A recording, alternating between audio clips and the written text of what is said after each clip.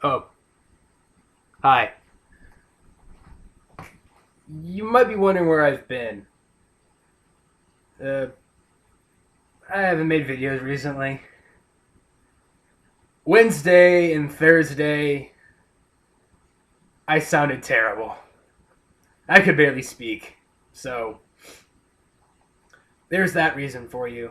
And Friday, I came home in such an absolutely god awful stupor that I was like, it ain't happening today. But you know what is happening today? I want to talk about video games today. That's what's up. So, Halo 4 is coming out in like 12 and a half hours. And I'm kind of giddy because I really like Halo 4. I think end all be all Bungie is going to put out an amazing product. Bungie? What? No! 343 Studios. Industries. Yes. But Halo 4 is Halo 4. But it's not what I'm going to talk about right now. I told you I was going to give you as good of thoughts I could on Assassin's Creed from what I've played of it. And while I've ashamedly so had to set aside Assassin's Creed 3 because we have two big games coming out very soon, Halo 4 and then Black Ops 2. I want to get very good, lengthy opinions out on those video games. Learn to speak, you idiot. What I think makes Assassin's Creed really special, to me at least, are the little things. And that is something that I think sells a lot of games to a lot of people, are the little things. Now, what do I mean by that?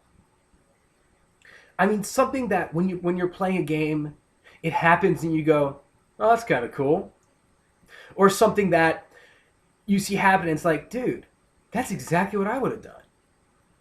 But it isn't something that everyone happened. That wouldn't happen to just every single player. It might, but then it's like a big global little thing. It's like an internet inside joke almost. And I think the best way to describe this point I'm trying to make, is with the free running. Specifically when you're running in a city. Typically when you're running in a city, you will find clotheslines. You know, two pillars with a string strung across with clothes hanging on them. I don't think many people even know what those are anymore, but they had them back then. And traditionally in Assassin's Creed, if you have something that's facing you, you either jump over it, run over it, or you run around it. But in Assassin's Creed, you instead duck under the clothesline and continue running. And I love that. There's some of the things with wooden fences where there's this small little hole cut in it and you just go and you slide right through it. I love that. And that continues on with free running in trees. When I was a much younger child, I used to hop around in trees a lot. And it sort of revives that little sense of exploration I had when I was not as tall as I am now. And this game features a lot of little things. You see a dog in the streets, you can pet it. There's a cat running around someone's house, you can pet it. There's a pig, you can feed it. You can rub a cow and it turn you go moo. It's something like a Tauren than a cow, but who knows? And I absolutely love it. But why does it sell the game to me? Well, in the case of the free running in the trees, it it dug up that sense of nostalgia. I've done a video about nostalgia before. But other stuff like the ducking under clotheslines, what does that represent to me? That represents the designers took the time to go, okay, when the player is going to be running through this part of town and they encounter this thing, what's going to make it so they can do the best possible action? They run under it. Perfect. Put that in. Get the animation team on it. Get the programmers on it so it knows to trigger properly, etc. And that feels perfect. There's a lot of little things in Assassin's Creed 3. Now, this is not my review of Assassin's Creed 3. I'll be getting that up when I finish the game, probably sometime in February. I'll be playing Halo 4 and Black Ops 2 for a while. I have that odd feeling. But this isn't so much my final thoughts of Assassin's Creed 3. This is my recommendation. If you can find something small, no matter how small it is, in any game, that really sells that game to you, then that game will forever be in your library.